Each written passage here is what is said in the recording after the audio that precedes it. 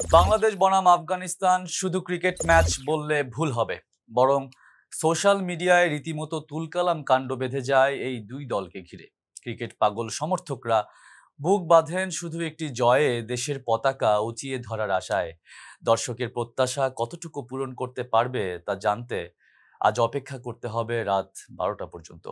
It's very close, it's out, first ball, Bangladesh strike.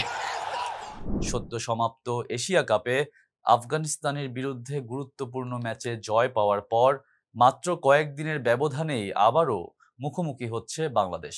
আজ শারজাতে শুরু হচ্ছে 3 ম্যাচের টি-20 সিরিজ, যেখানে জাকের আলীর নেতৃত্বে বাংলাদেশ লড়বে রশিদ খান নেতৃত্বাধীন আফগানিস্তানের বিপক্ষে। প্রথম ম্যাচ অনুষ্ঠিত হবে বাংলাদেশ সময় আজ রাত 9টায়। এরপর দ্বিতীয় এবং তৃতীয় ম্যাচ যথাক্রমে 3 ও 5 অক্টোবর একই ভেন্যুতে। আর তারপর দল দুটি চলে যাবে আবু ধাবিতে, যেখানে 8 অক্টোবর থেকে শুরু হবে 3 ম্যাচের ওয়ানডে সিরিজ। এবার চলুন দেখে নেওয়া যাক সিরিজ শুরুর আগে কিছু পরিসংখ্যান ও উল্লেখযোগ্য দিক। টি-20 ক্রিকেটে আফগানিস্তানের বিপক্ষে বাংলাদেশ এখন পর্যন্ত 13টি ম্যাচ খেলেছে, যেখানে 6টিতে জয় এবং 7টিতে হারের স্বাদ পেয়েছে বাংলাদেশ। অর্থাৎ আজকের ম্যাচ জিতে বাংলাদেশ চাইবে আফগানিস্তানের সমানে সমান হতে। তবে সাম্প্রতিক সময়ে বাংলাদেশ এগিয়ে রয়েছে।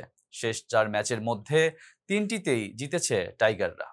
আরেকটি গুরুত্বপূর্ণ দিক হলো, গত বছর জুলাইয়ে সিলেটে অনুষ্ঠিত দ্বিপাক্ষিক টি-20 সিরিজে বাংলাদেশ হোয়াইট ওয়াশ করেছিল আফগানিস্তানকে। সেই সুখস্মৃতি নিয়েই আজ নামবে টাইগাররা। তবে অতিরিক্ত আত্মবিশ্বাসী না হয়ে এটাও মনে রাখা জরুরি, 2018 সালে ভারতে অনুষ্ঠিত 3 ম্যাচের দ্বিপক্ষীয় টি-20 সিরিজে সবকটা ম্যাচ হেরে হোয়াইট ওয়াশের লজ্জায় ডুবেছিল টাইগাররা। আজকের মূল লড়াই হবে আফগানিস্তানের জাদুকরী স্পিনের বিরুদ্ধে বাংলাদেশের পেস আক্রমণের। বোলিং বিভাগে যারা এগিয়ে থাকবে তারাই জয়ের ভিত করে দিবে আজকের মহারণে। সব মিলিয়ে সিরিজের শুরুটা বাংলাদেশের জন্য অত্যন্ত গুরুত্বপূর্ণ, কারণ আজকের ম্যাচে জয় শুধু সিরিজে এগিয়ে রাখবে না, বরং আফগানিস্তানের বিপক্ষে সামগ্রিক রেকর্ডও সমান করার সুযোগ এনে দেবে। এখন দেখার বিষয়, জাকের আলীর নেতৃত্বে টাইগাররা কি পারবে সেই চ্যালেঞ্জে সফল হতে। সাথে ছিলাম শাকির আহমেদ তুরান। গুরুত্বপূর্ণ সব আপডেট পেতে ফেস দ্য পিপলের সঙ্গেই থাকুন।